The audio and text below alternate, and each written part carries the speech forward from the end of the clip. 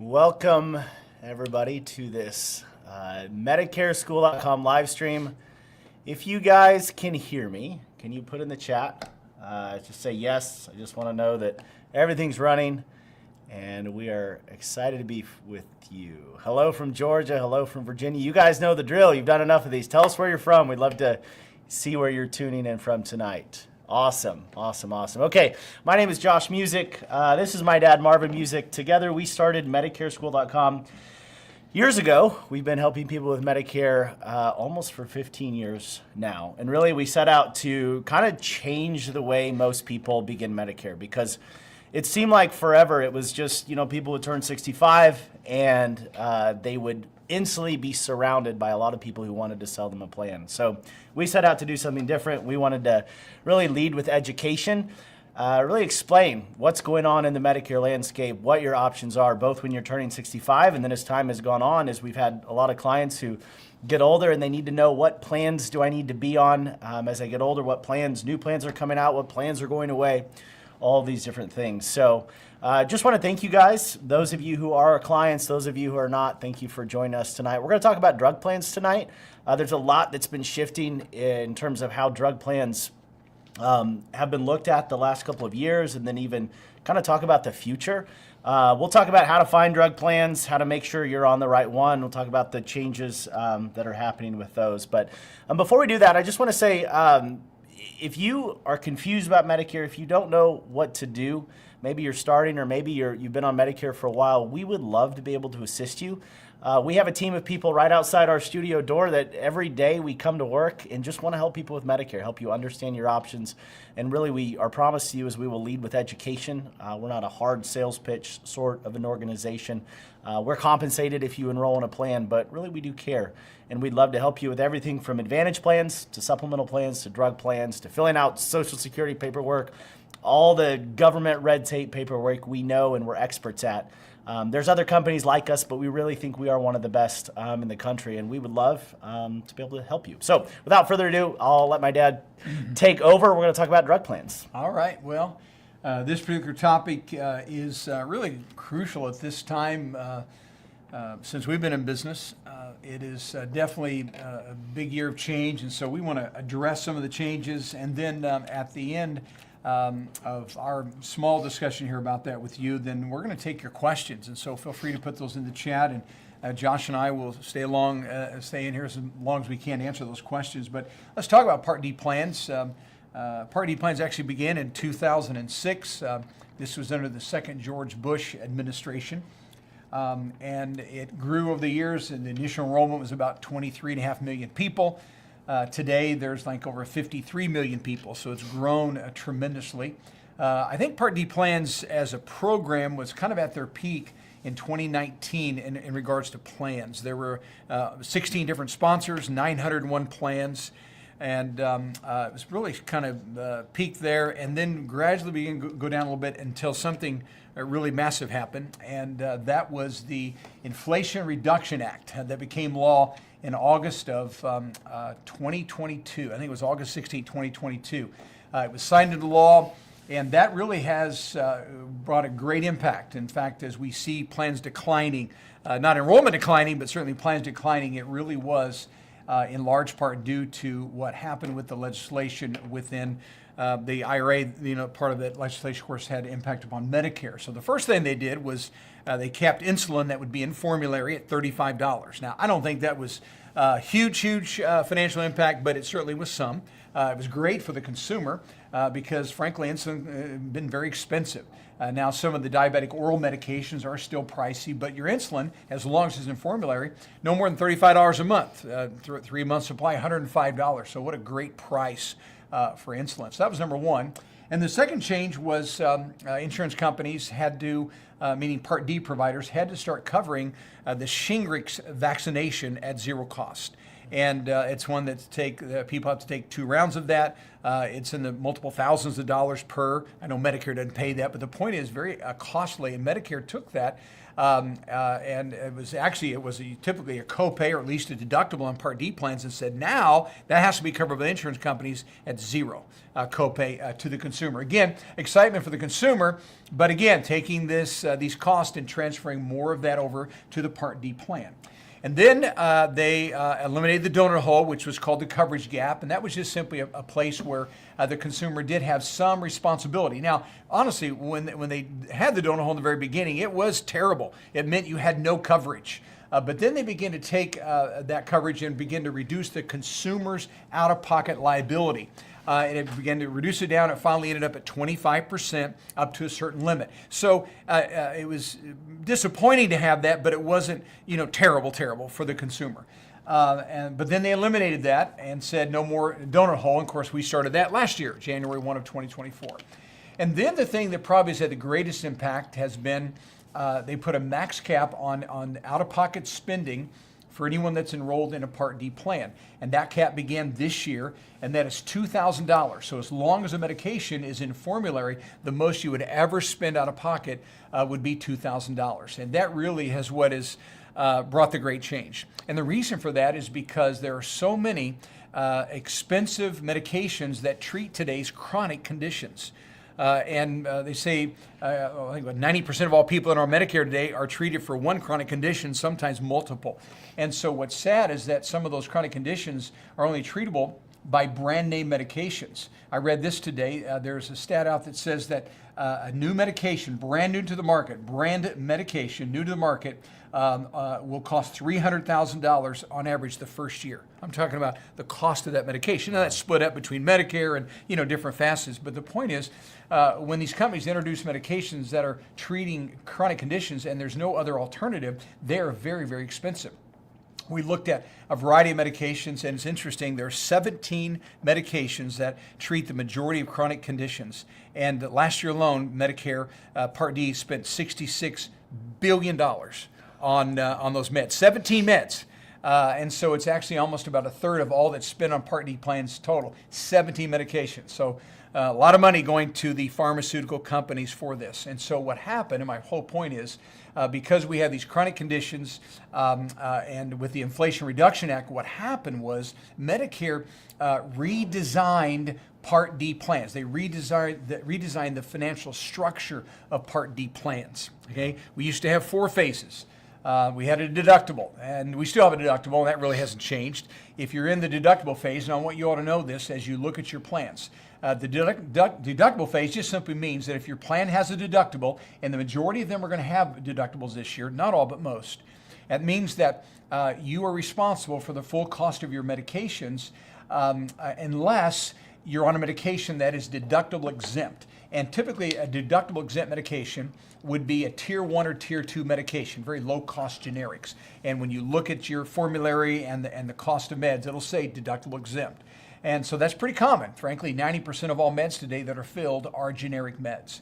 And so in the deductible phase, you as a consumer have to pay that full deductible. This year, that's $590. Next year, it's bumping to $615. And my point is that deductible phase has always been the responsibility of the consumer. It still is, so that's no change. So then the phase 2 was called, and still is called, the initial coverage. So once we've satisfied our deductible, or we're on a plan that has a 0 deductible, we're in initial coverage. And this is real simple, because what they do is they take the retail cost of the medication in this phase, phase 2, and you pay 25% of the cost, and the plan pays 75% if it's a generic and 65% of a brand. And frankly, that's really the way it's always been as well. 25% by the consumer, 75% by the plan. And then in the old days, before the Inflation Reduction Act, you would then leave initial coverage phase, and then you would go into the donut hole. Well, today that doesn't happen. As they redesigned it, initial coverage, now you'll spend no more than $2,000 out of pocket, including the deductible. So as long as the medication's in formulary, what happens is your out-of-pocket limit is $2,000. And then after that 2,000 is met, then we go to today what is stage 3, used to be 4, called catastrophic. And this is really where the big change occurred. because what happened in the old days, prior to the passing of the Inflation Reduction Act, when a person got to the catastrophic phase, the consumer, the Medicare consumer, still had a 5% responsibility out of pocket. The plan would pay 15% and Medicare would cover 80%. So that reinsurance amount for Part D plans was Medicare, 80%. And we know the bulk of cost for Part D is catastrophic meds. And so Medicare assumed that responsibility and they said, we're done doing that. And they took that liability and they transferred that. So let me rephrase this. So prior to the Inflation Reduction Act, consumer pays 5%, plan pays 15%, Medicare pays 80%. Now today, what happens in catastrophic, and again, people get there very quickly today because max out of pocket is going to be $2,000. What happens is that the consumer, you, have a zero. Hey, that's great, and I'm thrilled for you. But the problem is what they did now, that Part D plan is responsible for 60% of that catastrophic cost. And this year, last year alone, $30 billion. And so now the Part D plan has to pay that 60%. The manufacturer on a brand name must discount 20%, and Medicare now only covers 20%. I didn't know that. Now, when it's a generic, they'll cover 40%, but big deal. Generics are cheap anyways. And so, especially like with this huge rise in GLP-1s, I feel like it's just going exactly crazy. right. Yeah. Well, in fact, I looked at a gentleman on Ozempic the other day. Within 1.5 months, he's in his 2,000 cap. And or a month. Yeah, exactly right. So the whole point is they took that liability of theirs 80%. Now theirs is only 20%. So they transferred that primarily to the insurance company. Now, the manufacturers do have to give a discount now in catastrophic phase of 20%. But the bulk of that, 75% of that liability the government held up to this point in time has now been transferred to the insurance company. Well, insurance companies aren't stupid.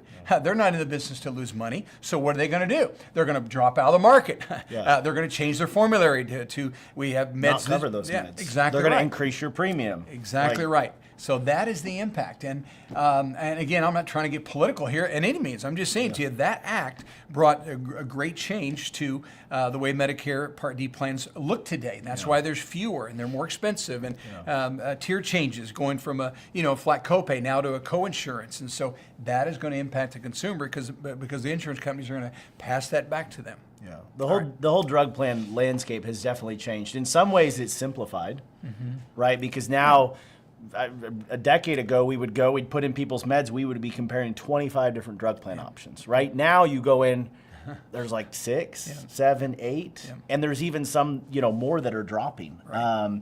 Because the trend this year and even last year was the insurance companies, they don't really want people in drug plans. So I don't know what this will look like 2 years from now. But that market is definitely changing. Yeah. Well, Josh, at its peak there were 16 sponsors, providers of those plans. They all and had today, 2 or 3 plans. That's right. Always. So that's 40 plans. That's right. 20, So we have now. You're right. And now we have 7 at most. Yeah. Some markets only 5. Yeah. So there's not very many offering those plans. Yeah. So. And they've also changed, which is really unfortunate. They've changed the brokers, like our company's ability to even assist with this. We used to get paid a very small amount to be able to make drug plan recommendations. That is virtually gone across the board. And they've even said like brokers aren't able to even enroll people in the plans. Like most of the plans we don't even have access to. So it's really changed. I mean, a service that we used to be really proud of and be able to help people with, we hardly can get involved with drug plans. Now, we can still navigate Medicare.gov. We can still share with you like, hey, this is probably the right plan for you. I did that an hour ago with someone. But a lot of our ability to even help people enroll in those drug plans has changed a lot the last year. So yeah, it's unfortunate. There's only so many pennies in a dollar. So everyone's trying to, I guess, figure out how to not go out of business as it comes to these drug plans, for sure. So you're right. Okay, we can. I do want to share one thing. So if you are on a drug plan, which I'm assuming many of you on here are on a drug plan, one of your big questions is probably, do I need to do anything? How do I know if I need to switch drug plans for 2026? So the easiest way to start is you should have received something in the mail by now called an annual notice of change, ANOC. We call it an ANOC. It stands for annual notice of change. If you haven't received that annual notice of change for your prescription drug plan, you can call the 800 number on your card and ask them to send you a new one. But really what you're looking for in an annual notice of change is it's going to list out all the changes to that plan. So did the premium go from $0, like I think a WellCare plan was $0, it's up to $7, $8, $6, $7, $8. It's going to share any premium differences. There were some plans that went from $7 to $57. Right. That was the max. Max out, was it 50 or 51? 50, no, 50. 50. So the premiums could have gone up as much as $50 for whatever plan you're on. But read that annual notice of change, look and see, are there any big premium changes? If there is, that might be a signal you need to move. The second thing to look for is, are there any prescription drug formulary changes? And a formulary is just a fancy word for a list of medications that the drug plan that you're on covers, right? And so you want to look through that and make sure none of the prescriptions that you're on were dropped from the formulary, because it will share that in the annual notice of change. It will also share what are the tiering changes. So were you on a medication that went from a tier 3, which we would call a preferred brand with better pricing, still a brand name med, up to like a tier 4, which would be a non-preferred brand, which means you're probably going to have to pay more. So look for movement like that. And then it will also list out the cost sharing or your copay changes as well. Did generics go from $0 to $2, or did brands go from $35 to $50? But you want to look through that and you want to see, is there any impact to the plan? Now, if there's minimal impact to you, there's probably nothing you need to do, right? You're welcome to go shop it, but if you're happy with it, everything looks fine, there's nothing you need to do. The plan will auto-renew for next year, okay? So you don't need to call and re-sign up. You don't need to let anybody know. Just let the plan roll over. After you've done your due diligence. After you've read that. Now, if there are some impactful changes, then it is a good idea to go and shop your prescription drug plan. So you can do that on Medicare.gov. Pretty easy. Put in your zip code, put in your meds, put in your pharmacy. You can choose, I think, up to 5 pharmacies to compare. And then literally the plan up at the very top is probably the plan you can be on. Now, a lot of people scroll down to maybe the second or the third plan option, and if there's not much difference and you're on maybe the plan number 2, is it really worth your hassle to save 30, 40, 50 bucks a year to switch your insurance plan? Probably not, right? So always scroll down a little bit. But for most people, that plan up at the top, if there's impactful changes on the plan that you're on, is going to be the plan you need to be on. So then you click enroll, put in your name, date of birth, phone number, zip code, Medicare number, how you want to pay for the plan, and click enroll. Takes you 5 minutes. It's really quick. Once you've done that, you do not need to cancel your old plan. Your old plan will automatically end at the end of the year. The new plan will start January 1st. You'll get new cards generally sometime in December, I think, is when those new cards. But you don't need to call anyone and cancel the old plan. It's whatever plan has been most recently submitted during this annual enrollment period will be the plan for next year. Yeah, a lot of them can knock it out. Yeah. Now, some of you who are our clients, we also have our own internal shopping site that you are welcome to use. I don't know if we can put that on the screen or in the comments or something. It's called MedicareSchoolEnroll.com. Yeah, those of you that are clients, we have saved the original agent that you worked with would have saved your so meds. you have to go in and update it, but you can also. This is a very similar site to Medicare.gov. It's just the one that our company uses. You may have a username and password for it. If you don't worry about it. But it's the same thing. Zip code, put in your meds, select your pharmacy. And again, this used to be more complicated because there was 25, 30, 35 plans to choose from. Now there's 6, right? It's changed a lot, and it's been simplified a lot. So I just want to add to that just real quickly. For those of you that are on expensive meds and you hit your max, just know that as long as the medication is in the formulary, so that max out of pocket includes what you have spent and also including the deductible, but it does not include the premium. And sometimes, folks, to get a medication covered, you may have to be on a more expensive plan because maybe the expensive plan will cover that medication when a lower cost plan would not. So it's always in your best interest, even if you have to pay a higher premium, to make sure all your meds are in formulary if they're expensive. And I looked at several plans today, and in one market, and there was a plan that was $6.70, and it covered the majority of the medications that were even expensive. So then you take that cheap plan because you're going to hit the $2,100 anyways. But if it's not in formulary, the $2,100 does not apply. Okay, and premium again is not included in that. I think another question some of you may be asking is like, do I even need a drug plan? And the answer is that you don't have to. there's two impacts. The first one is you will be penalized for every month that you go without drug coverage. If you go without a year, it's probably something like a $5 penalty per month that you will pay. So let's say you go without a year, a drug plan. Next year, if you re-enroll in a drug plan, you'd probably have about a $5 per month penalty, and that's going to last forever. If you go without 2 years, it's probably about a $10 penalty per month that you go without. Added to your premium. Yeah, it gets added to your premium. You got to pay it for the rest of your life. The second thing, and this is more impactful, is if you don't have a prescription drug plan, you can't just like get put on an expensive medication and pick up a drug plan then. No, you are going to be forced to wait until the following annual enrollment period with the coverage beginning January 1st. So let's say you decide, I'm not going to get a drug plan this year. Fine. It's February of 2026. You get put on a medication that's $7,000 a month. You have no coverage at all. You can't get coverage at all. You now have to pay for the full cost of that medication until the following January 1st. Right. So that's the biggest impact. So at a minimum, get a cheap drug plan, right? You know. Yeah, get something, even the lowest cost plan, and you take no meds, still be on the lowest cost plan in your market for sure. It's too risky. I agree with Josh. I would say this, if you go to Medicare.gov or our site, and you take the time to make sure you set that account up. Medicare.gov will also save all your information. That way when you go back in there next year, you're able to update the meds, the dosage, the frequency, and so that information will be held. All right.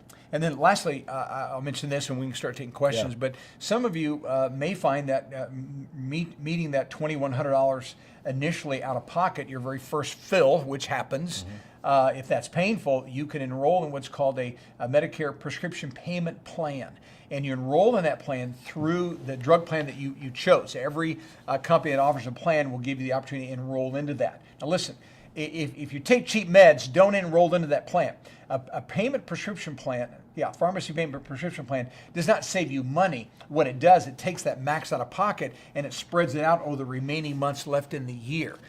So again, doesn't save money, but it makes it more manageable. So again, if you can't come up with the $2,100 and you're on a med that costs, I looked at one today that's $8,000 a month. Okay, you're going to meet that $2,100 first fill. And so if you can't do that, enroll in the plan, and again, they'll spread that $2,100 out over the remaining months. Okay, all right. So. Okay, we can do questions. We've got a lot that are queued up. Put your questions. We will stay here for about an hour and 7 minutes answering just as many questions as we can. I don't think they can see me, so it probably doesn't matter, but I'm over here. Okay, so we want to answer your questions. Before we do that, I do want to say one thing.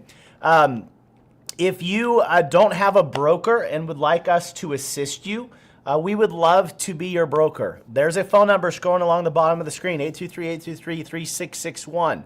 Call us. We've got people answering the phone right now that can schedule an appointment for you. Okay, let's clarify that. And that would not be for just drug plans. Yeah, we can't we can't help one-on-one with just drug plans. Yeah. Very sorry. Yeah. We would love to be able to, but the government, the insurance carriers literally have removed that from our ability.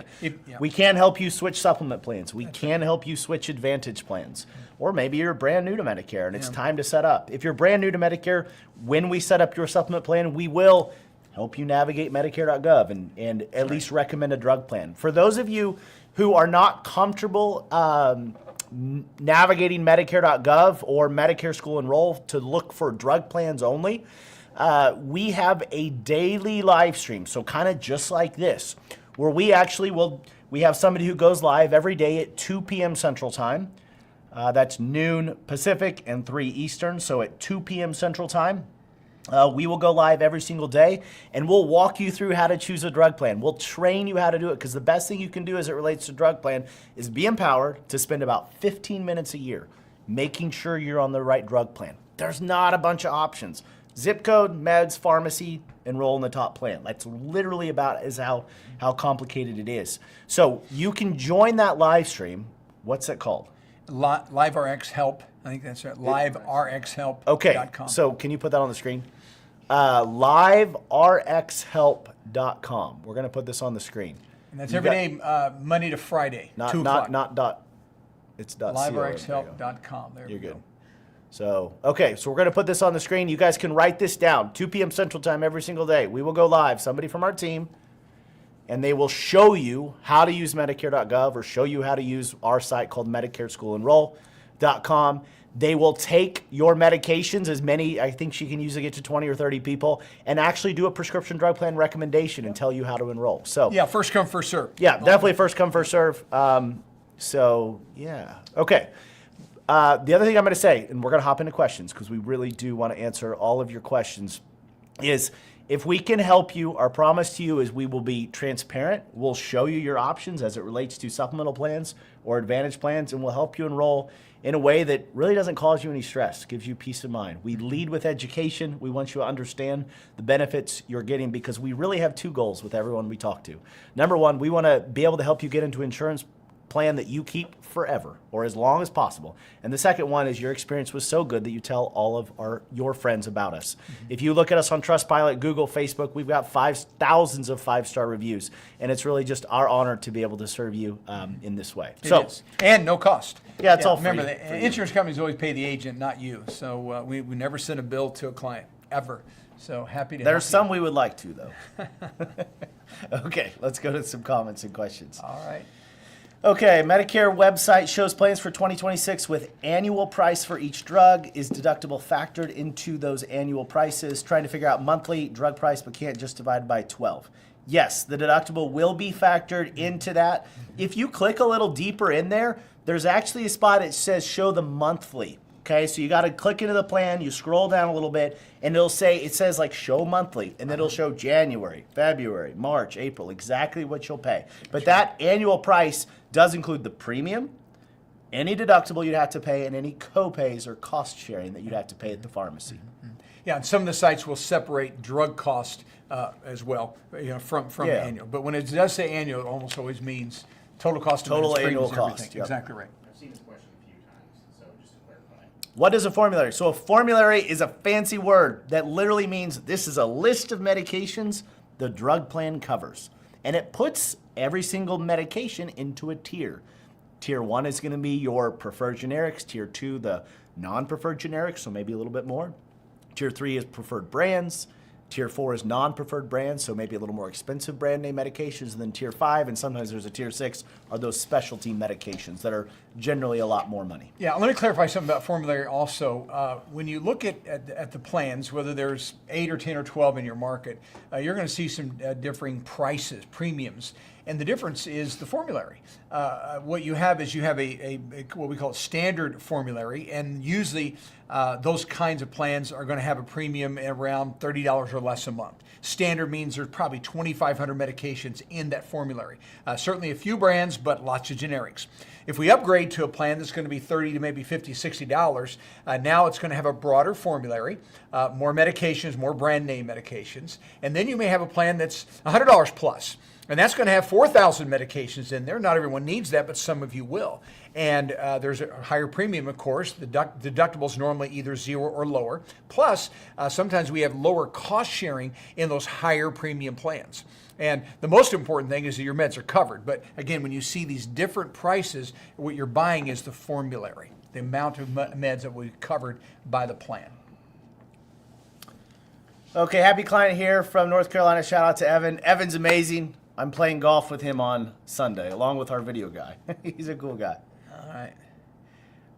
Hello from Connecticut. You guys are lifesavers. Thanks for all the info you provide. Okay, let's keep going. Bill Forsyth says, how are some of these Advantage plans saying they can give you $267 in groceries? Another one saying they can pay your Part B premiums. Yeah, let me answer that question. Okay, so the whole Advantage system is called capitation. And what that means is the insurance companies who offer the Advantage plans get a fixed payment. It's per member per month. And that ranges anywhere from about $1,000 a month to $3,000 a month, depending upon how healthy the person is. So a standard premium would be $1,000. So what happens is when you enroll into an Advantage plan, you're worth about $12,000 if you're an average, 65, 67-year-old male or female. If you have congestive heart failure, you're a diabetic, and you have a disability, well, then maybe $3,000. So the government, Medicare, pays a flat fee capitation to that plan. So they have this money, and then they have to decide how they're going to structure a plan. And all the Advantage plans have multiple plans, and so they'll design those differently. So they take this money, and one plan may not have a spending card or a give back for Part B, but what it's going to do, it's going to have probably a lower max out of pocket, lower co-payments, maybe a higher benefit for the dental and the vision. So they're going to package that differently. Another plan may offer you $150 back a month on your Part B premium, but I can guarantee you the max out of pocket, instead of being $3,500, it's probably going to be $6,500. Your co-payment for a specialist, instead of being $20, is going to be $50. And so you got to keep in mind, there's only so many pennies in the dollar, and they just simply structure these plans differently. Now listen, I'm not saying the Part B give back is a scam, because it's not. But what they're doing is they're just restructuring that plan in a way where that someone that maybe they're very healthy, don't take any meds, and yada yada, and they may enroll in that plan because they like the benefit of that Part B reduction, and they're fine with the higher max out of pocket. They're fine with higher co-pays. So that's the way it works. Yeah, I also want to speak to that for a moment. Number one, there are some of those plans that exist. In years gone by, there were a lot of those plans that existed. A lot of those plans have basically cost the insurance companies hundreds of millions, billions of dollars, and those plan benefits are being reduced a lot. However, there are still a lot of people out here advertising that these plans exist wildly all over the place, and you can get all this stuff. It is accurate for maybe limited zip codes or limited areas. But again, most of the insurance commercials that you see right now during the annual enrollment period really go right up to that line of ethical advertising, and they're designed to stir you up and make you think that there's some great, amazing thing out there that's going to change your life. And then you call in and they're like, what's your zip code? Oh, well, that plan's not available, but let's get you transferred over to someone who can tell you about other plans. And it really is Bait and switch. an entire industry of bait and switch. The other thing that a lot of people don't realize is most of these commercials, the reason that when you put whenever you call or you put your information in something on the internet, that is not actually going to like a company like ours. Like MedicareSchool.com, we're a brand where you have a location, an office, people that work here that work just for us. Most of the commercials that exist out there are what's called a lead vendor. And that is a very technical term, but what it means is you're calling some 800 number, and then once they get that, they are going to sell your information or transfer your call to whoever in that moment will pay the most for you. Okay, it's an auction, it's a bid process, and whoever they can transfer it to that's going to pay the most in that moment is the company that you're going to be connected to. And you have no idea anything about that company whatsoever. So be very careful calling those. There are other companies like ours that are good. We are not the only ones. But be careful about calling those Medicare helpline, because you don't know where you're going. You're getting transferred out to somebody who probably got trained over the summer to be able to enroll people into a new Advantage plan. That's right. He's right. I heard it said well by a doctor, and she said this. She said, so many people think when they're going on Medicare, and she's our client, by the way, she said, Marvin, so many people think that insurance companies are benevolent. Yeah.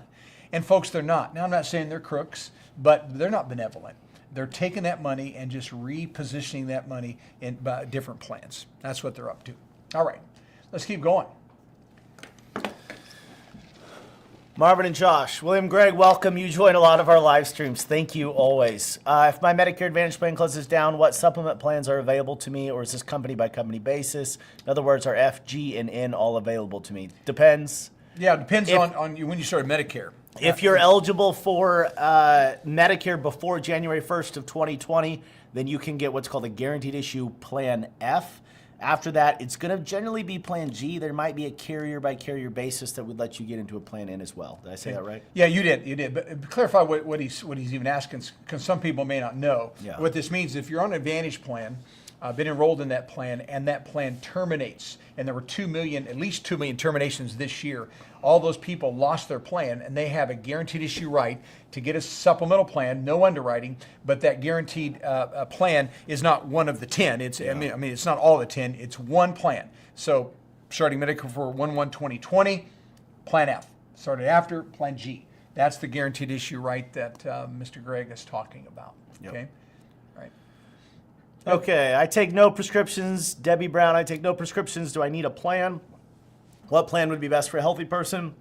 Lowest cost. Probably the lowest cost. Yeah. And there are some, I think there's some zero premium Yeah. plans, maybe. Yeah, there depending are on a the few, area. and there's several that Probably are it's below like 10. between $0 to $10. Yeah, So I yeah. think WellCare has a plan. Healthcare, I think Assurance maybe is another cheap one. Yeah, there's some good plans. And definitely yes, you get a need a plan, plan. yes. You need a plan because Josh said it. If not, you have two risks. You'll be penalized 1% per month for every month you go without, which is basically about 40 cents a month. And so it's if you go a whole year, it's $5 a month added to your plan for the rest of your life. Yep. It's a lifetime plan. But the biggest risk is if you need something expensive. I mean, I'm telling you, there's lots of meds out there that are in the thousands. And if you don't have a plan, you're going to figure out a way to pay cash for it. And I guarantee you, you're not going to get a great coupon for a brand name medication. It's fine for generics, but not for brands. So get a plan, please. Protect yourself. Dennis, happy client here. We'll be visiting with Kimberly next Monday. My Thanksgiving for the help these past few years. Wonderful. Kimberly is wonderful. Patty says, I'm now 66 years old, still working. Plan to retire in April of 26. Do I join Medicare now or wait till I retire? Yeah, she's gonna retire in 2026. So what I would do, Patty, is that right after the first of the year, then it's time to get serious about going on Medicare. You have two forms, and by the way, you work with us. We'll do all this for you and with you. There's a form called an L564 that your employer will fill out. You initiate it; they complete it.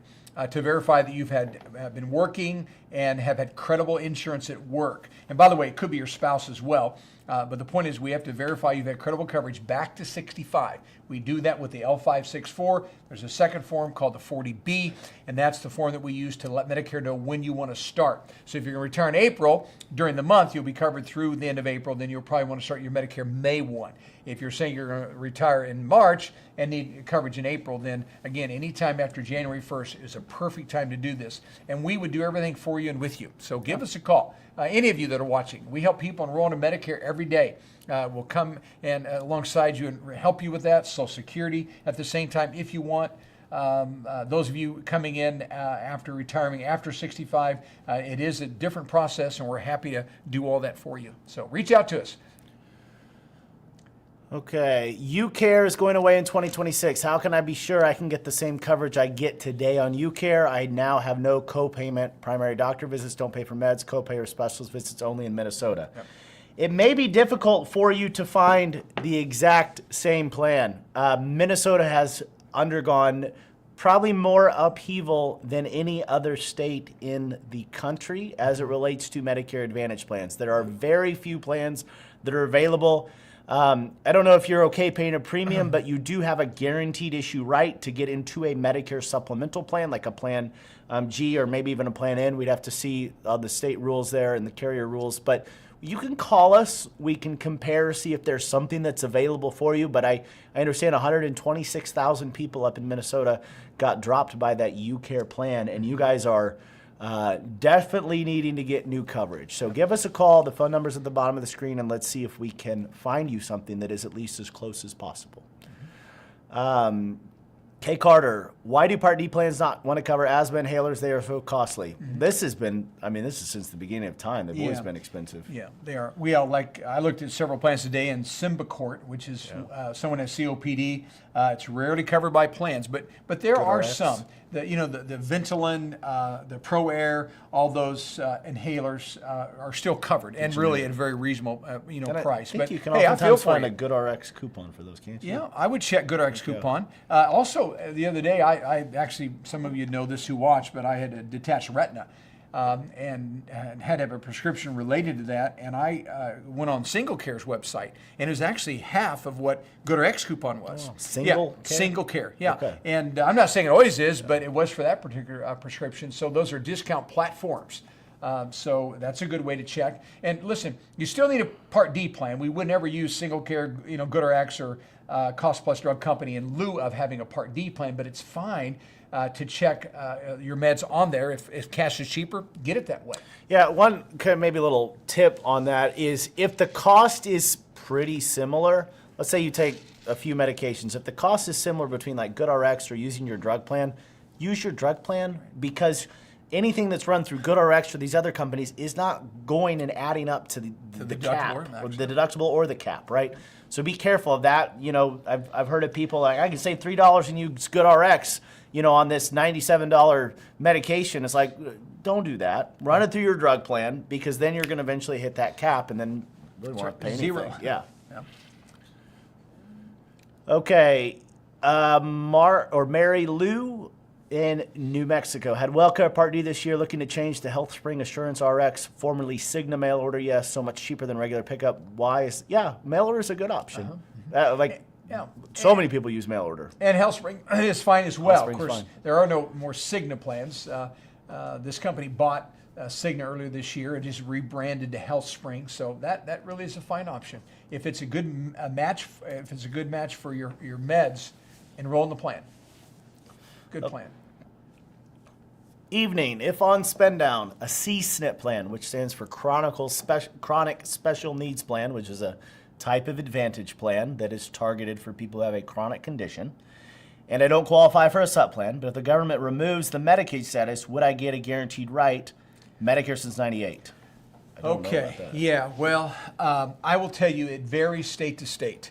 Yeah. When you lose Medicaid eligibility, I had one recently, Ohio, and it did. Yeah. So that's what you're saying. If you lose Medicaid eligibility, could you then go to a MedSup? So it does vary state to state. Yeah. Okay. That's what she's asking. Okay, my Part D plan was $1,640 a month. Next year's going up $6,640. Why? Because they are allowed to go up $50 a month. That's the max. So it took that full amount, which means that Part D plan is probably struggling financially. I take no medications. I looked at other plans on your website that they say are $0 a month. Should I switch? Absolutely. Absolutely. With no hesitation. Yeah. Enroll. Save the $700 a year or whatever it is. Yeah, take the plan. Okay, if you're able to go 1 year without a Part D, can you, with a one-time penalty, or is it a recurring penalty? What is the amount? If you went without drug coverage for about a year, it would be about $5 penalty every month that you would pay for the rest of your life. Exactly right. Mm-hmm. Yeah. Yeah. Did he say $2,000 max on drugs as long as it's in your formulary? Yes. Yes. Well, it's 20. Is it 2,100? Yeah, 2,100 next year. Yeah, right. Yeah, 21 for 2026, but this year's $2,000. Yep. How often can you change Part D plans in a calendar year? Just during the annual enrollment period, one time, right? Mm-hmm. That's it. Yeah, unless you're moving into an institution or you're losing Medicaid. There's outside of very special circumstances. You change right now. That's October right. 15th to December 7th. The new coverage starts January 1st. Yeah, there's a few exceptions, but that's right. Even though we qualify for Medicare, do we have anything saying that the healthcare market is not available to us? Yes. Yeah, absolutely. It's available, but the problem is all the subsidies, which of course this is the whole government shutdown issue, but all the subsidies at 65 go away. So once you're 65, you'll no longer get premium tax credits, reduced cost sharing, you'll pay the full deductible, you'll pay the full premium, you'll pay the full max out of pocket. You do not want to be on an ACA plan when you turn 65. Medicare will be much cheaper, much better coverage. Right. And the reason behind it is because you cannot get two government subsidies at the same time. So once you're on Medicare, you're being subsidized for A and B, and so you can't get the ACA. You just have to go on Medicare. Yeah. No reason. I've never seen a reason in all the years we've been doing this for someone to stay on an ACA plan. You could, but you shouldn't. It does not make financial sense whatsoever. And I know what happens. Some of you, your ACA plan is going to be as cheaper than what your Medicare option is. But I guarantee you, on your 65th birth month, that would not be the case. Your Medicare is going to cost you about 20% of what it would cost you to be on ACA because, again, you have to pay full price and all the incentives are gone. So the answer is no. You have to switch. Yeah. Question. My husband is 67. Can he switch over to Medicare A and B before he goes part-time or retire? He did have an HSA. He did have HSA all contributions in August of this year. Thank you. Okay. I'll let you answer that. My tongue is tied. Okay, very good. All right, so he can go on to Medicare as a general rule almost any time. However, what happens is there are some employers that if you're going to continue to work will not let you go on to Medicare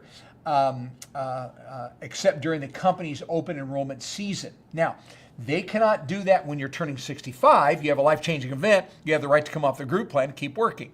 But beyond that, some companies will enforce that rule that says if you didn't take it at 65 and now you want to at 67, you can only do it during the company's open enrollment season.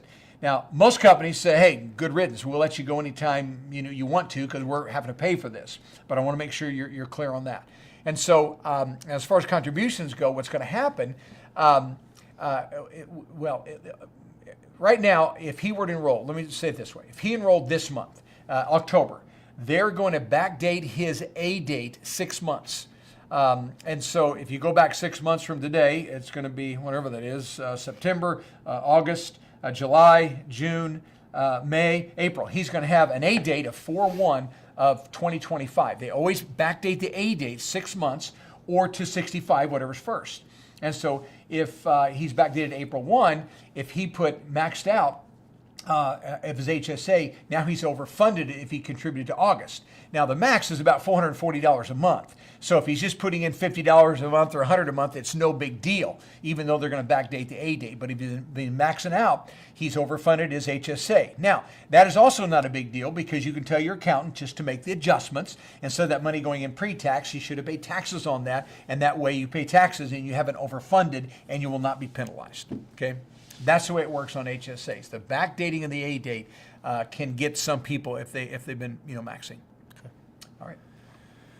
Okay, no ANOC from WellCare to date. I've called and they said I should get the info in 10 to 14 days. Why the delay? Yeah. I don't know. Things you lost in the mail. Yeah, we've had that report a lot from WellCare and other carriers as well. Let me tell you what you can do. If you go to Medicare.gov or even go to our site, you can go. I think you can also go to wellcare.com and then let me see. I've done this before. Yeah.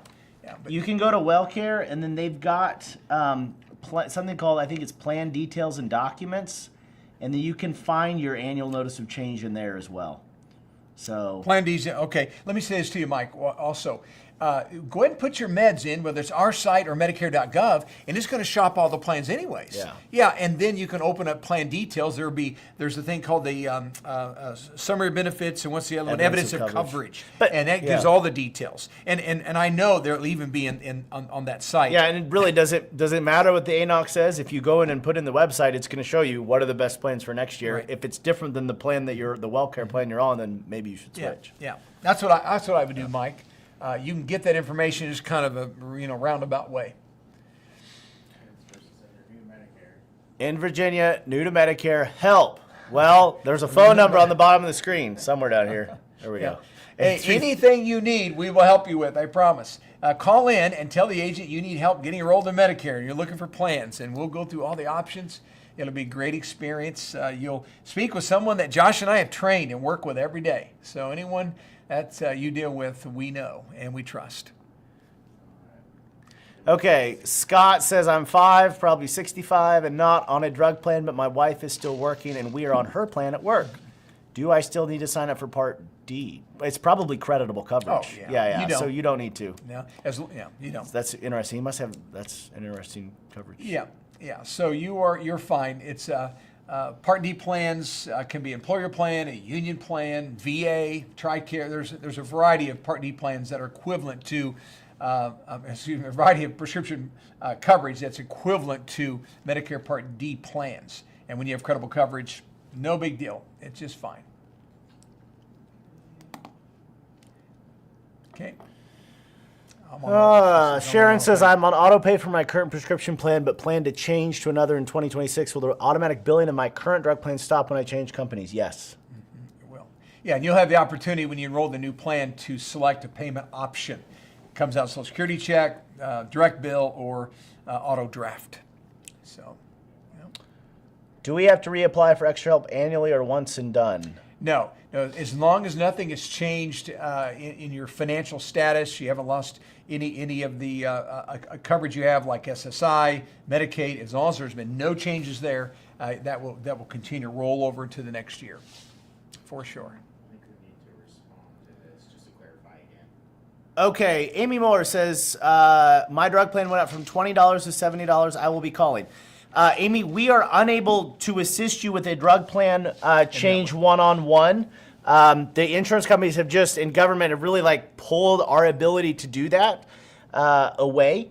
And so we have two ways that we can assist you with prescription drug plans. Number one, probably the best place is go to liverxhelp.com, and every day we hold what I call like a drug plan clinic, and we will show you how to navigate the website to be able to say, hey, put in your zip code, put in your meds, put in your pharmacy. That plan at the top is probably the plan you need to be on. We'll be live every day at 2 p.m. Central, just like this, but we'll only be giving drug plan recommendations and showing people how to walk through the website to compare your drug plans, okay? So if your premium went up, you need to do something. So you can go to LiveRx Help, sign up for that. We'll be live every single day at 2 p.m. Central Time. That's 12 Pacific and 3 Eastern. And if you can get there early, put your medications in. We can even give you a drug plan recommendation live right on that. It's first come, first serve. But yeah, okay. Good. Marty Hayworth, I have been completely satisfied with your service company and staff. Your videos are so helpful. We are so happy to hear that. Thank you for letting us serve you. Yeah. Julie Lohman says, can everyone in Texas enroll in any of the Sup-G plans or are they by zip only? I think it's pretty statewide. There are some states that have certain areas that have different prices and don't offer coverage, but I think Texas is pretty statewide. Yeah, the only exception in Texas would be if you've come into Medicare through disability and you're below 65. There are no supplemental plans offered to those people that are on Medicare because of disability. Now, once you hit 65, then you're able to get a supplemental plan, but Advantage plans only under 65. So that'd be the only reason. Otherwise, the whole state. The pricing, is that what you said, Josh? Pricing could be by zip code. Yeah, pricing will be by zip code. Yeah, but the plans are... Before you get rid of that comment, so Julie is watching from our Facebook group. Guys, if you are watching on YouTube and you want a place to go where you can ask questions of other people who are on Medicare, we've got, I think, 60,000 people inside of a Facebook group. We have a person on our team that is dedicated to being in there every single day, answering questions, and then there's tens of thousands of other people just like you, and there's conversations happening in there all the time, like, what do you think about this plan? What do you think about this plan? I'm in this situation. What should I do? You can type your comment in and you'll probably get 100 people that give you a reply, and then we're also in there making sure we're correcting people if you get wrong advice. But yeah, log in. There's a link on the screen. You can also just go into your Facebook app on your phone, type in Medicare School, and then that Facebook group is called Medicare School Community. It's a place for learning about Medicare. We'd love to see you guys in there. My dad, Marvin, goes live every single Monday night, I believe, inside the Facebook group. Talks about a specific thing, specific topic of Medicare, but that's only available right inside that Facebook group. So join that. We'd love to see you inside there. Okay, do you think the reduction of companies and plans will continue into the near future?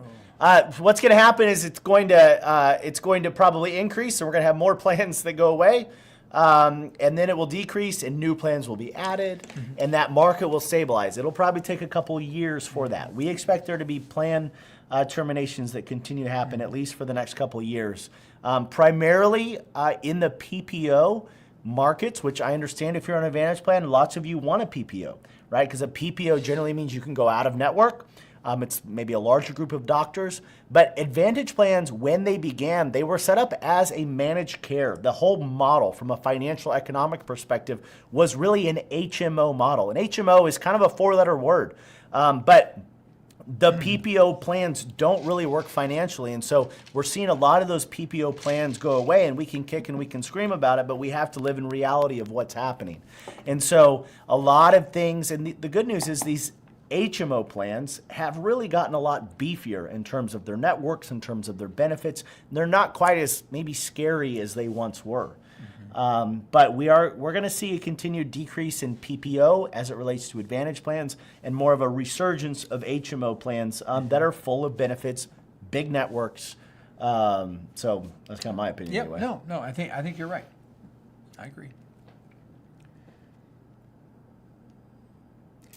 What was the definition of Tier 5 in the formulary? Generally, it's specialty tier. Very expensive medication. And then some formularies also have a Tier 6, which is where the insulins pop in. I don't know if you've seen that. Yeah. All the GLP-1s. Yeah. Okay. Didn't know that. And insulin, yeah. Are supplemental plans being phased out for Plan G? No. Plan G is still the #1 purchased supplement plan in existence by a healthy margin. They address that, though. What is being phased out will be the F plans, because you have to start a Medicare before 1/1/2020 to get an F plan. And so those new to Medicare can't get that. Yeah. And so as people pass away or get off F plans, then those are little by little by little will be phased out. Yeah. Let's address another thing here while we're talking about supplement plans. A lot of people think that this time period that we find ourselves in, October 15th to December 7th, has something to do with supplemental plans. It doesn't at all. This time period is for people who are on Advantage plans and want to make changes, or people who want to get into an Advantage plan, a different one, a new one, or people who need to switch their prescription drug plan. If you're trying to go from a Plan G to a Plan G, or a Plan N to a Plan N, or a Plan G to a Plan N, or an F to an N, or whatever it is you're trying to do within the supplemental plan world, this time period is no different than if you were to call us in July, or call us in March, or call us in April. There's no special thing that happens right now. We've been getting a lot of calls where people think, well, I don't have to answer underwriting questions during this time period because it's the open enrollment period. That's not true. You still have to answer some health underwriting questions to be able to switch, unless you're in like some specific states, but that's an all year round thing. If you are on a supplement plan and you have seen that go up in price, because a lot of you have, you may be wondering, how can I save some premium dollars? So 2 main ways to do that, right? You can switch from the current carrier you're on, but stay in the same letter. So you can go from G to G. And a lot of times you're able to save some money there. You can also go down in benefits, and not really far down, but go from a Plan G to a Plan N. We're seeing a lot of people make that move, saves them $30, $40, $50 a month in premium. And the only difference between a Plan G is that you now have up to $20 copay when you see the doctor, and up to $50 when you go to the emergency room. It's a very, very similar plan. Yeah, and excess. And you are responsible for any excess charges, which happen a very minuscule percentage of the time. And it's not even available in all states. So a lot of people we're seeing make that switch this year. Another thing I'm going to mention is, please don't call us or any other broker out there and say, hey, what's my supplement plan price for 2026 going to be? We don't know. That's not how it works. Generally, your supplement plan raises on your birthday, at your policy anniversary date, which would be 12 months after you signed up for it, or 24 months, or 36 months, that policy anniversary. Birthday, policy anniversary, or it changes generally between like March and April or July. They don't really happen on January 1st. There are some states, some carriers where it does, but as a general rule, like, it doesn't change for 2026. It's going to change middle of the year. Yeah, and we'll know when they know. We all know you're always going to get a 30 to 60 days before that price will go up. You're going to get a piece of mail that's going to say this is what your rate is going to be. Okay. All right. Any rough idea of how much more you would pay by not using the preferred pharmacy versus the one on the list but not preferred? You can go into Medicare.gov and choose a non-preferred pharmacy. Yeah, sometimes it's substantial. Sometimes it's hardly anything. Yeah, exactly. Sometimes It varies on the medication. The plan, the carrier, and also what's interesting about some of these formularies, we'll have like a local grocery store that's standard that has the lowest price. Oh, yeah. The grocery stores are oftentimes really inexpensive ways to get it. So look at both, but it can be substantial for sure, so double check. Okay, I take no meds, choose the lowest cost plan for 2026? Absolutely. Great idea. Yep. Okay, what about veterans with Parts A and B only and TRICARE for life? Okay, so there's a special type of Advantage plan. They're often called something like the Honor Plan or the Patriot Plan, or something that kind of invokes that, hey, thank you for your service, right? You're on TRICARE, and there's some special plans. A lot of those come with that Part B reduction, or they call it a give back or a buyback, where they're going to reduce the amount of your Part B premium, sometimes almost the full amount. There's special benefits that are really created as a way to say thank you to the veterans, those ones that have TRICARE for life that are retired.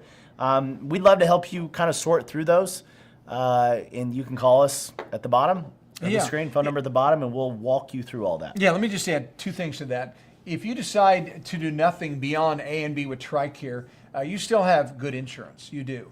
But many people in your position want more, and the way to do that is just what Josh suggested, and that is to enroll into a Medicare Advantage only plan. So what happens, if you just stay with A, B, and TRICARE, what happens is TRICARE will coordinate those benefits with A and B.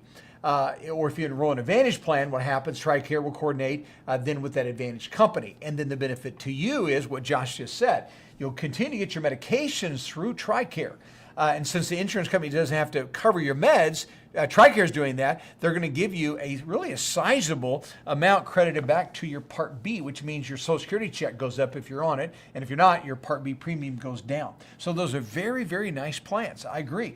Plus, they come with benefits that TRICARE doesn't offer you whatsoever, and it's not a lifelong decision. If you don't like it, you can always go back during the open enrollment season for Medicare. So, I would definitely try that. I think it's a wonderful option, and many people are doing that have TRICARE. So, Hey guys, I'm going to pause here for just a minute. If you're a customer of ours or a client of ours, we would love to know that. Can you just put in your name or where you're from, and then who was the agent that assisted you? I'd love to see that. We can shout out some of our amazing team members here on the live chat. So just go ahead and put that in. We're going to get back to questions, but love to see that here in a moment.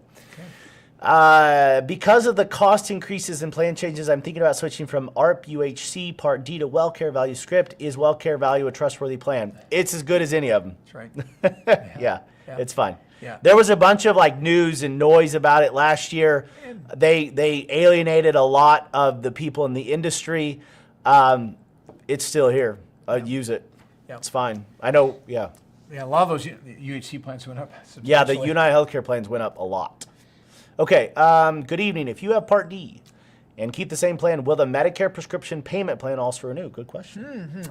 I believe it does, but I could be mistaken. But I'm pretty sure if you stay with the same plan, you'll continue on. I know if you change plans, you definitely have to re-enroll. But you know what I would do? Call the customer service team, Tammy, that's on your card, and verify that.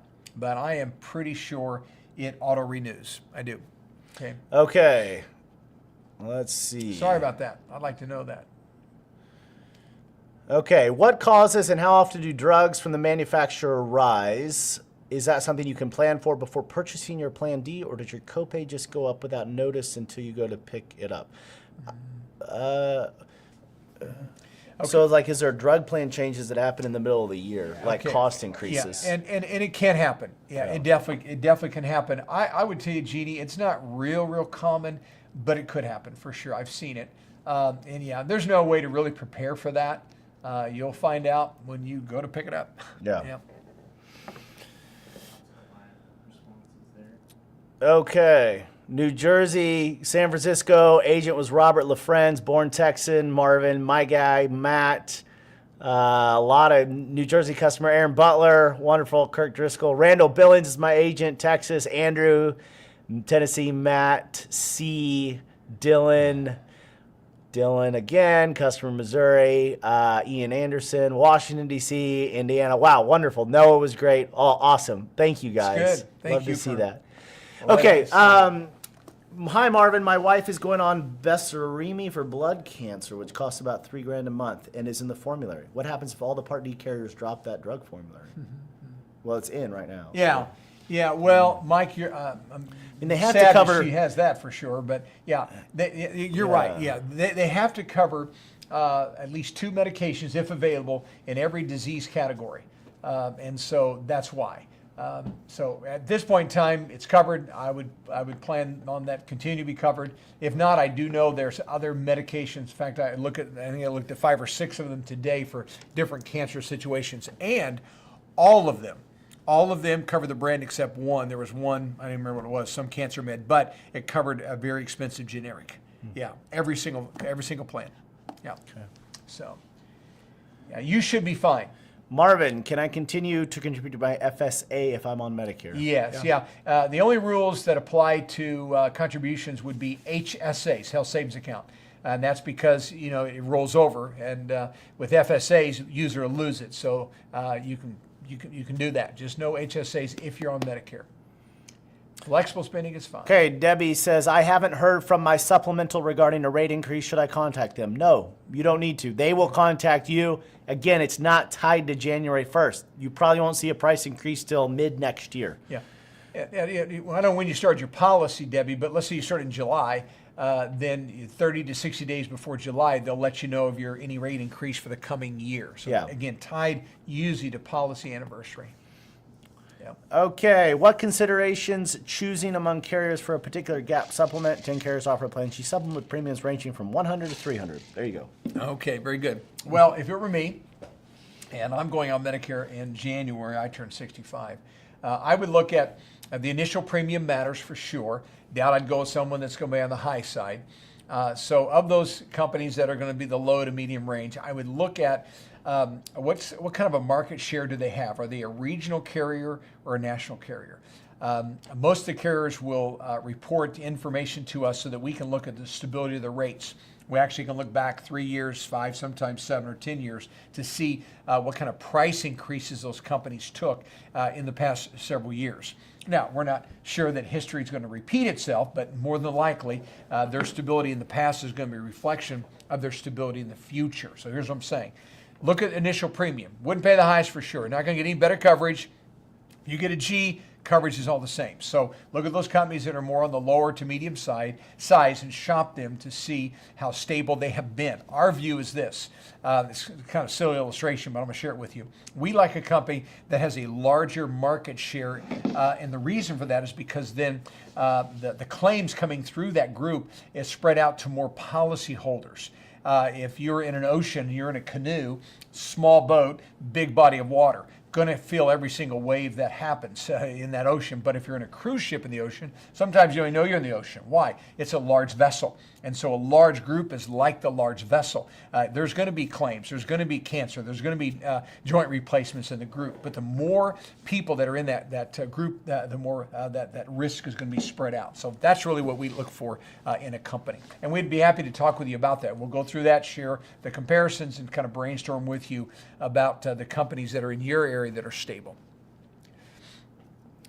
Okay, godmother has started claiming a Social Security check. She turns 65 in December. She's on husband's work insurance. What can she do to stay on her husband's plan and not lose her Part B enrollment? Okay, so here's what she needs to do. Yeah. She is going to get her Medicare card. In fact, she's already got it. She just received it. So what she needs to do, as long as her husband's group plan, there's 20 employees on the payroll or more, then what I would suggest, if it's a good group plan, good price and all, I would suggest disenrolling from Medicare B.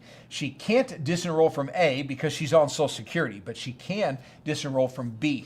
And so what I would do is, now they used to make a way possible for you just simply to mail the card back in. You would actually sign on the back, mail it back in saying, I don't want medical insurance, which is Part B. Send the card back in. They'll mail you back a new card that will give you Part A only until her husband retires. So if you don't send the card back in, there's a form called the Form 1763. 1763. That's a CMS form. And on that form, she can put her name, address, Social Security number, Medicare number, and then they'll ask, when do you want to stop your insurance? And they actually call this supplemental, but it's the Part B. And put the date down, and what I would put down, I'd put down, as soon as possible, immediately. And then in the reason comment section, put in there, I'm covered by my husband's group plan, and I don't need Medicare B. And you get that form into a local Social Security office, and they'll drop off the B, and they'll mail you a new card that'll say Part A, Hospital A only. That's how you do that. Okay, next one. Do you do dental plans? Absolutely, we do dental plans. We've got a bunch of dental plans. Medicare doesn't cover dental very well, and those benefits are generally getting worse, especially if you're on an Advantage plan, and it doesn't cover it at all if you're on a supplement plan other than medically related things. So dental plans are very important. We can definitely assist you with that. You can call that phone number along the bottom of the screen, and we can help you compare and find the best plan as it relates to dental for your situation and in your area. Okay, when you change Part D plans, will prescriptions that require a prior authorization need reauthorized? Okay, So, right? well, yes, for now. They've been working on that. They wanted the pre-authorizations to last and carry over for 2 or 3 years, but I think you do. Sorry about that. There's been talk about changing some of those, but I don't think that's in place yet. So I would assume. Now, I think if you're with the same plan, I think the pre-auth will stay. But I think changing, you're back to square one. Okay, next question. Is there a link to a website that we can compare Plan D providers and costs? You can do it two places. You can go to Medicare.gov, so that's fine. If you want to use our plan switching site, it is called MedicareSchoolEnroll.com.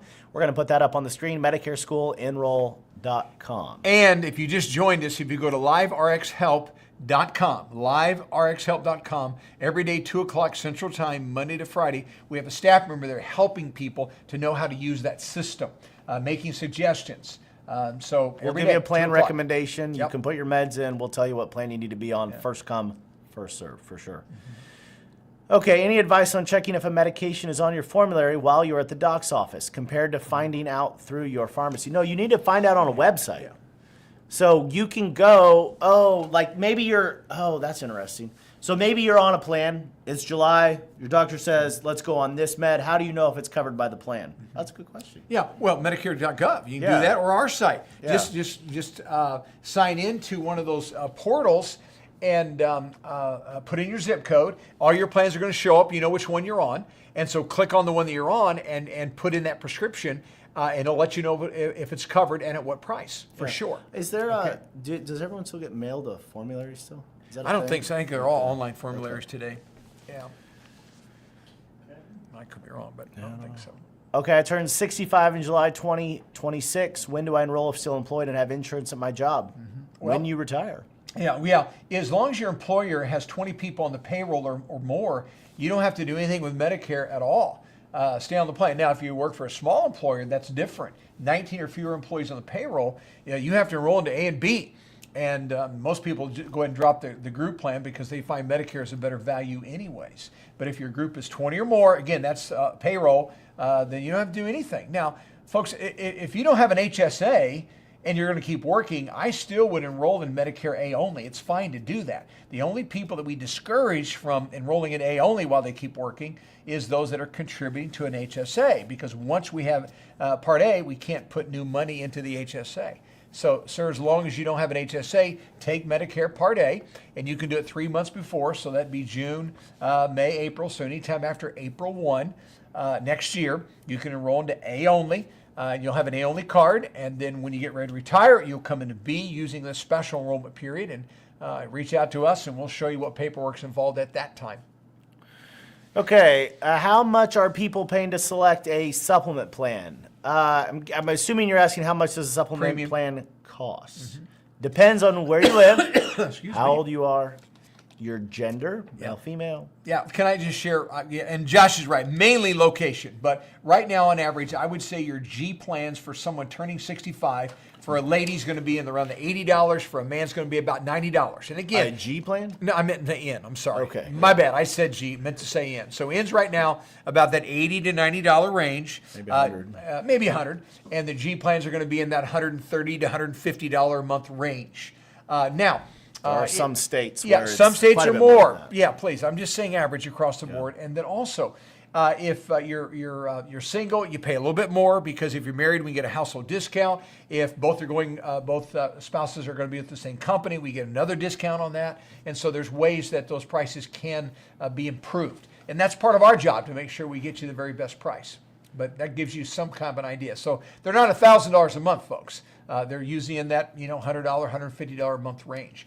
But again, it has to be in your budget. And if you cannot afford that, then an Advantage plan is a wonderful second option to that supplemental plan. Okay, Advantage plan through company is changing. Can I change to a supplement plan without an underwriter? Was told only plan in, but want cheap. I think you may be able to. Yeah, exactly right. So if They have an advantage, like an plan employer through advantage? company is changing. Okay, well, if it's dropping, terminating, then you can change without any underwriting. But if just because they change the terms of it, they raise the premium, raise the deductible, change copays, you don't have a guaranteed issue right in that scenario. Okay. Yeah, and so And the health questions, guys, you don't have to be like, an Olympic athlete to be able to qualify for a Medicare supplement plan, right? They're going to look at any heart, lung, liver, kidney issues, any cancers, any strokes, things like that. You know, if you take lisinopril or you have high blood pressure or high cholesterol or even take metformin for diabetes, that's not a big deal. They understand people have health questions. But if you're undergoing cancer treatment or you have a knee replacement, the doctor said you need to get soon, like these sorts of things are going to keep you from being able to get that supplement plan. Yeah, and folks, that's our job.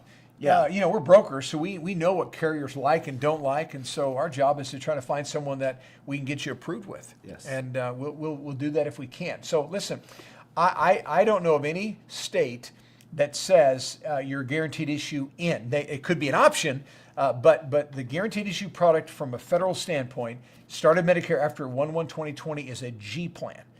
So if a state says you can also get an in, that may be a possibility, but the federal law is normally followed. So started Medicare before 1/1/2020, guaranteed issue F. After, guaranteed issue G. If I can get insurance for my wife's work and I am turning 65 in January, can I use her insurance as my secondary with my Medicare A and B as primary? Will I be able to still file for Plan G at a later date if needed without any underwriting because I have a pre-existing COPD condition? Okay, you may answer this one? Yeah. Okay, here we go. So first off, if your wife has a good plan and she's going to keep working, meaning good coverage, good price, then you just want to do A only, not B. Because with COPD, you have to get on a med sup plan unless you live in New York, Connecticut, or Massachusetts. You have to get on a supplemental plan no later than 6 months of your B date. And so I would suggest having A only if I were you. Also, when you talk about using her insurance as secondary, you don't get to decide that. Because if your wife is still working and there's 20 or more employees on the payroll, then her company plan pays first, Medicare pays second. You don't get to decide that. Now, if the group plan 19 or less, that's switched. 19 or less, then Medicare pays first, group plan pays second. So you have a couple aspects there. So again, good group plan, I would do A only for sure, because you're not going to be able to get a supplemental plan beyond 6 months of the B date with your COPD. So again, no panic, you're sitting in a good position, but I would do A only for now, get B later, okay? Peter Gurka, I understand the government is testing pre-auths for supplement plans. I'm in Arizona. I believe this state is one of the tests. Will this be the norm going forward? The wiser. Okay, yeah, right. So we don't know. It's a 5-year test. And the list of pre-authorizations is only 19 or 17. It's not very many. And if you read the list, you can see that what the reason was there was a lot of abuse with those particular codes and services within the original Medicare system. Prior to this, there was a dozen. Now they've added 17 in these 6 states, so no one knows. And honestly, what's interesting about this, those pre-authorizations, every one of those already exists in the Medicare Advantage world anyways. In addition to that, you realize the doctor still doesn't even have to get a pre-authorization to do those services. They don't. Now, they can move forward with the service and then prove afterwards, and to get paid. So that's how they'll do it. Yeah, exactly right. That's exactly how it's going to go down. Trust me. Can you explain the IRMAA scale for Part D plans? Okay. For those of you that are not familiar with the acronym, it's IRMAA, IRMAA. It stands for Income Related Monthly Adjustment Amount. So what happens when we go on Medicare A and B, we're on B, and let's say I'm on this year, 2025, the government is establishing my Part B premium based upon my modified adjusted gross income 2 years prior, which now would be 2023. So in 2026, they're going to look back at 2024. My income this year will matter not until 2027. And so what they're looking at is the modified adjusted gross income. And so they have different schedules, different for how we file taxes. Single filing an individual return, married filing separately. And by the way, beware of that one. Head of household, a married filing a joint return. So we have these different schedules. And so let me just give you 2 of the schedules. A married person filing, well, let me do single first. Individual filing a single return. The thresholds that will keep us out of IRMAAs, out of the surcharges, this year is $106,000 modified adjusted gross. So 106. A couple is doubled that, $212,000. So as long as I stay below the threshold of 106, I don't have the IRMAA, I don't have the surcharge. I just pay the basic standard Part B premium this year, $185. If I'm above 106, we have 5 different levels of IRMAA. Look at those like marginal tax brackets. Now, for a couple, that threshold is married filing a joint return, $212,000. Stay below, no IRMAA. Go above, again, we have these 5 marginal brackets. And those range anywhere from about $88 a month up to $527 a month. And that's IRMAAs for the B and the D.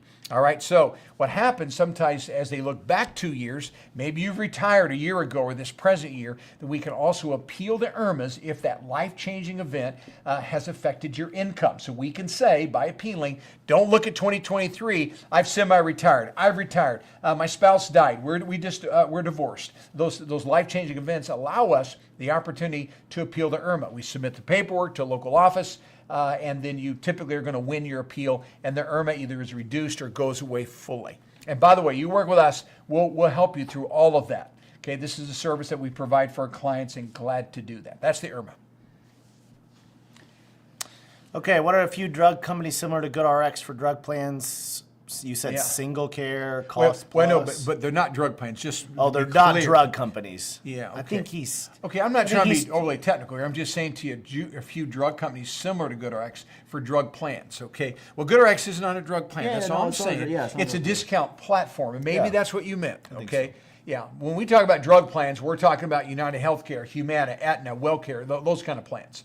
So companies similar to GoodRx, discount platforms would be Single Care, and Mark Cuban's group is called Cost Plus Drug Company. And again, Cuban just basically bypasses the pharmacy benefit managers, gets them right from the manufacturer, marks them up 15%. You pay a $5 fill fee and shipping. That's the way it works. GoodRx is just a discount platform like Single Care, and they're all wonderful. They really, really are. But they're not in lieu of a prescription drug plan. Okay. Yep. Y'all are awesome. Getting my 2 years worth of learning. We'll be using you when I sign up in October 27, 2 years from now. We will still be here, ready for you. Thank you. Thanks. No HSA if on Medicare, so dollars in such account can't be used. They can be used, but if you're on Part A or B, but yeah, you cannot contribute to them any longer. The exception would be if it's under your spouse's employer plan and you are on Medicare, A only, that Covered by that plan. you can contribute, as long as your spouse is the employee, you can contribute to that. That's right. Yeah. But you can still use any funds that are in an HSA. You're just Yeah. not supposed to contribute. Yeah, and the HSA money has to go towards qualified medical expenses, and that is a broad list.